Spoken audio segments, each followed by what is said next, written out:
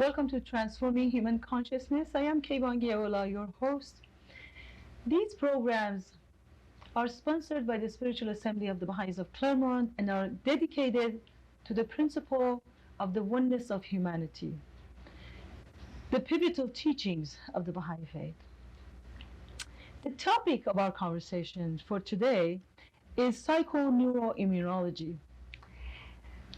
Baha'u'llah, the founder of the Baha'i Faith, says matters related to man's spirit have a great effect on his bodily condition.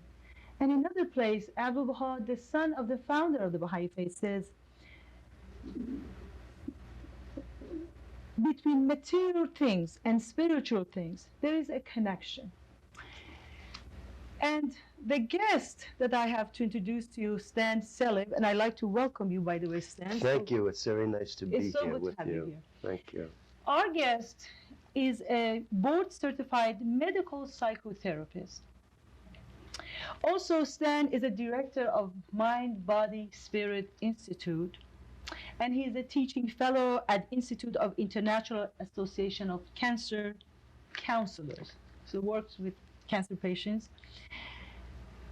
This is the second show we are doing with Stan, exploring further different concepts that tells us more about the mystery of how the body, mind, spirit affect one another. I'd like to continue our conversation we had from the past about the physical healing versus spiritual healing, not just versus, maybe physical healing as accompanied or complemented by spiritual healing. And indeed it is. There's a wonderful quote, if I just may read just a bit of it, from the principles of the Baha'i. O thou distinguished physician, praise be to God that thou hast two powers, one to undertake physical healing and the other spiritual healing. Matters related to man's spirit have a great effect on his bodily condition. For instance, thou shouldst impart gladness to the patient, give him comfort and joy, and bring him to ecstasy and exaltation. It's seldom recognized, although I'm happy to say more so recently, of the interface of spiritual considerations, and I don't necessarily only mean those considerations that obviously connect us with a higher power, but those considerations of joy and happiness, contentment, inner peace. It's very hard to describe those things in terms other than spiritual. Love, beauty, joy. There are spiritual. They are spiritual things. They are exactly. not material, obviously. Exactly. Yes. And so we who practice clinically this new kind of approach to healing called psychoneuroimmunology, the effect of the mind and the brain on the body's immune system, our own internal physician, also consider the fact that healing is not curing. Then should you make a distinction? We make a big distinction. Medical science usually talks about curing.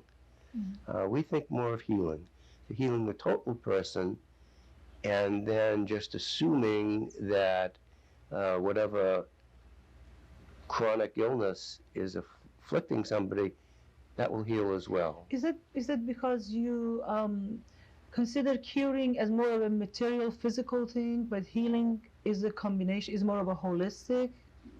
Well, there's nature? no curing without healing. I see. And healing is a transformation. As we referred to on our last show, people who recover from serious chronic illness like cancer always say, that illness gave me an opportunity to find joy and to find love and to find peace in my life, to find a reason for living, to, in more practical terms, to dislodge, to overcome those habits of behavior which have interfered with my well-being. And those of us who do this work clinically are really like midwives in give birth. that we believe that healing is a natural process, and we sort of help people to take that journey into healing. So it's kind of a delivery of the spiritual self, of the health, which comes as a result of this process. The elimination of those ideologies, those ideas, those parts of our thinking that interfere with what, excuse me, I believe is innate, and that is joy, happiness, and health. It's innate. I guess the question comes, if you can very briefly, I know it's an extensive thing, to say, what do you exactly do, and how do you do it with that helps the patients? Well, perhaps I may use an example. There is a physical condition known as Raynaud's disease, in which the capillaries of the extremities, the hands and the feet, don't deliver a lot of blood. And so people's hands are always cold, the feet are always cold. And there's medicine that one can take to help this condition. The treatment of choice, however, today is visualization. That's interesting. And very briefly, if one were to visualize, if those of you in the audience can visualize your hands in a warm setting, on the beach in the warm sand, in kind of a meditative visualization experience, as brilliant as our bodies are, they're very unsophisticated. And so when we tell our body that our hands are in a warm place, the immune system knows what to do to open some valves and close some other valves and produce the necessary blood flow for the warming. And this is accomplished simply by visualization. So, so in other words, what you're saying is that really our bodies recognize a very vivid visualization as reality. Exactly. And response to it. Exactly. Yes. Well, again, our time is for a break, so let's go ahead and take a break, and then we come back and we're going to explore some other topics that I think would be fascinating. I would love to ask you to stay tuned and pay attention to this coming video that we have to share with you, and we'll go ahead and come back and continue our conversation with Stan Salib on psychoneuroimmunology and what powers do we have to heal ourselves. Hi, my name's Susie Tamas. I'm from Almont, which is a little community just outside of Ottawa in Ontario in Canada. And I'm down here in Orlando at this wonderful conference on social and economic development that's been sponsored by the Rabbani Trust. It's a gathering of Baha'is and their friends from all over the Americas to talk about the work that we're doing and learning in social and economic development. Being a Baha'i is really the core of my life. When I found the Baha'i Faith, it provided me with a framework that allowed me to understand my relationship to all of the peoples of the world and how to understand why there are conflicts between us because of the divisions, the false divisions that we've allowed to creep in. So being here has been a real boost. I've met people from Chile and Bolivia and Alaska and Greenland and all over my own country and the States. And each one of them in their own diverse way is engaged in trying to build healthy, sustainable communities. Communities based on the concept that we are one race as a human race and that there is equality ordained between men and women. We just haven't quite figured out how to practice it yet. And all of the people I've spoken with have given me a little gift of some new idea or some concept that I'd never thought of before. And that's the beauty of consulting with people. We all have something to contribute to a problem. That's what's been happening here. The energy is electric, and I just can't wait to see what's going to happen when all these folks find themselves back at home. Hi, my name is Dan Martig. I'm a student at Stetson University in DeLand, Florida. I'm a Baha'i. what can I say about the Baha'i Faith? It's really a guiding light in my life that gives me direction, both morally and ethically, which really makes a lot of complicated decision making at this point in my life very easy as I have the guidance of Baha'u'llah.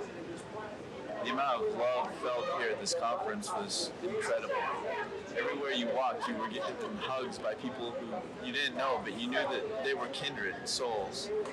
And that's really a meaningful thing. It's a spiritual feeling that can't be compared to anything else, a feeling of unity with your fellow man, to a degree of which it's uncomprehendable to most. And it's really something you have to experience. I just wanted to say I am Mary Kay McCoskey from Connecticut.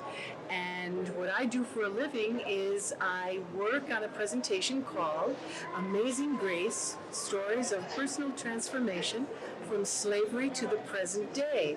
And my partner, who is black, and I, who am white, we two women, tell the story of race relations in this country through the pain and then the upliftment of people who have really changed from hate to love.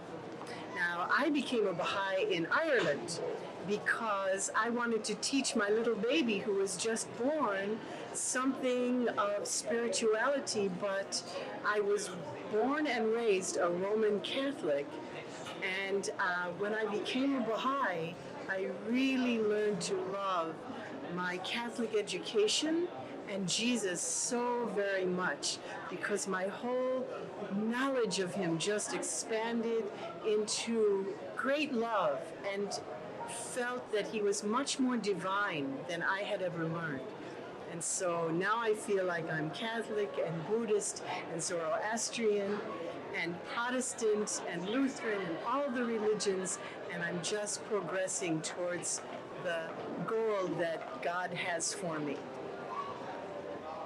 I am ready. Hi, I'm Nazanin Grant. I'm from Ithaca, New York.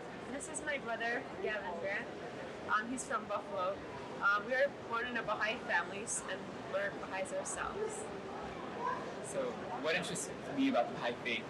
I think what really makes the Baha'i Faith really amazing in my life is just having a really nice perspective on the world. Because when you read the Baha'i writings and all the teachings, you really can. It gives you a perspective on how to view what's going on and what's important in the world. And it really made my life easier to filter on, like, you get a lot of information about world events, but what world events are really going to be significant and what can you do about it. And it really was nice to be able to feel that this is what's going on, I understand why, and this is what I'd like to do to act. Because I'm interested in public health and how do I go work towards a better healthy world. So, and it was nice for me to do that. Something similar, actually, that I really like about the Baha'i Faith is that it has a vision of world unity.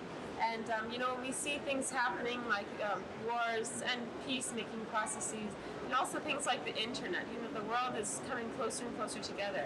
But all this technology and all this change needs to have a purpose or like a soul, really, a heart to the matter.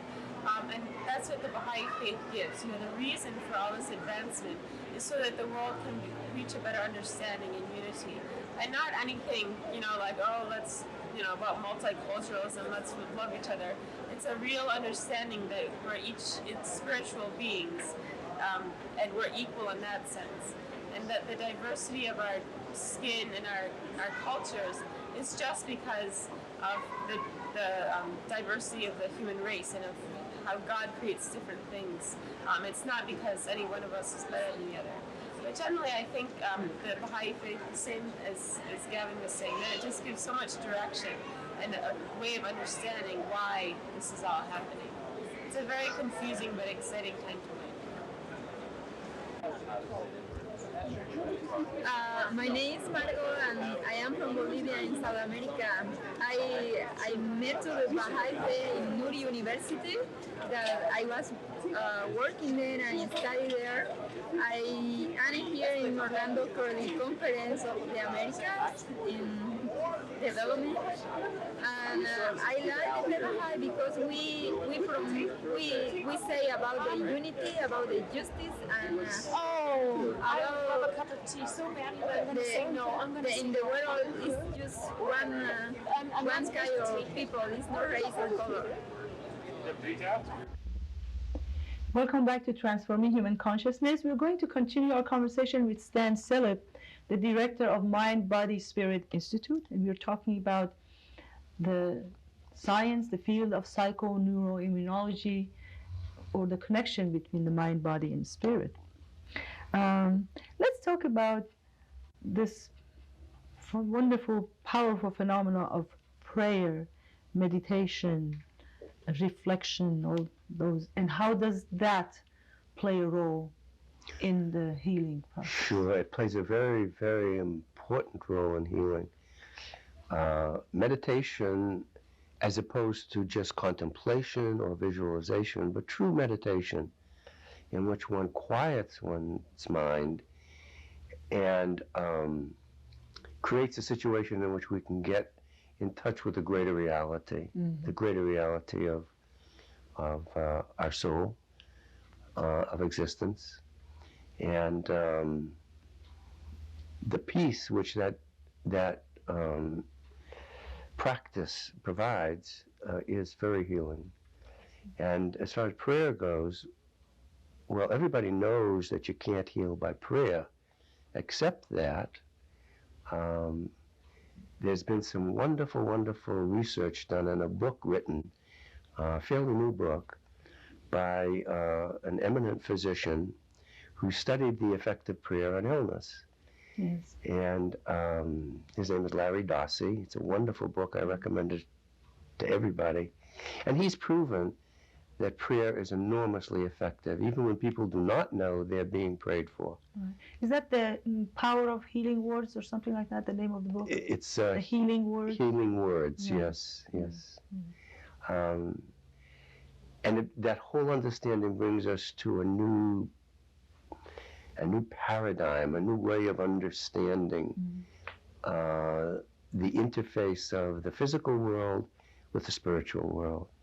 It's very exciting. It's fascinating because this, up to not very many years ago, this was the domain completely outside of science. Exactly. And science was just not even wanted to look into it. And now we're seeing this coming together of the two, like the two wings of the bird working together. It's enormously exciting. Which makes it much easier to fly. Exactly. Yeah. I'd like to also ask you, what do you exactly do in your workshops? I know that you are here to do workshops. You come periodically, you travel around. Yes. What do you do? Some examples, some samples. Well, the seminar is very intensive. It lasts 3.5 days, and it's designed specifically for mental health practitioners to teach them the clinical applications of the theoretical stuff that we've been talking about. And in it, we talk about the anatomy and physiology of the immune system as a basis, how the immune system is affected by thought, and it's very experiential. Everybody in the workshop has an opportunity to experience things on their own, particularly various visualizations, to visualize the immune system, to visualize in such a way as people can actually have literal dialogue with their bodies. Sounds way out, and it used to be thought of as way out, but it's not. I have a kind of a question that comes to my mind. The ability to connect with our spiritual self seems like it is something that needs somehow to be nurtured from early childhood, but there are those of us that maybe our parents never thought about enkindling that spiritual core within us. Do you find to be a difference between those in terms of their ability to heal than the ones who have really evolved in that respect because of their life process, because of their upbringing? Do you see any distinction, difference? Let me put it this way, yes. But it's very hard to talk about. In my seminar, I assume, because of my own clinical experience, that a lot of people have not been aware of the existence of their own higher self, their soul. I'm comfortable with soul, many people are not. Yes. And so I illustrate to my students how you can make people more conscious of their higher self, and begin to utilize that part of us that has nothing to do with our five senses. Again, concepts of joy and love and beauty, sixth sense, so to speak, which is the intuitive part of us, which has nothing to do with cognitive learning. And once people become awakened to that part of themselves, they can learn to defer to that part when it's appropriate. I see. Another thing that comes to my mind is we are told, I know in the high writings, we are told to be joyous, to be happy. And it says a happy state brings special blessings. When the mind is depressed, the blessings are not received. Or it says, in a large measure, happiness keeps our health, while depression of spirit begets disease. Is really happiness a matter of choice? Or are we really looking at it that we don't have any choice? Well, it would seem oversimplified to say that it's a matter of choice, but in truth it is. If one can understand that 99%, no, let's say 100%, of those things which depress us are simply products of our own thinking, that we write this script for ourselves which says we should be afraid or we should be angry or something like that, and then we believe it as if it were true. And to be able to understand that it's only true because we make it true, and that there's another way of looking at something, a way that is not, does not keep us imprisoned by habits of thought, habits created when we were children. It's very relieving, it's very refreshing, and very health promoting. Thank you so much. It confirms the Baha'i view says there is only one prison, and that's the prison of self. Yes. Stan, Salib, I really appreciated your insights and your talk and sharing with us your insights. And I like to thank you for that. And I like to thank our viewers for staying with us and being with us. And please do feel free to contact us through Baha'i Faith, P.O. Box 686, Claremont, California. And our phone number is 909-626-2569. And for Transforming Human Consciousness, I thank you for being with us.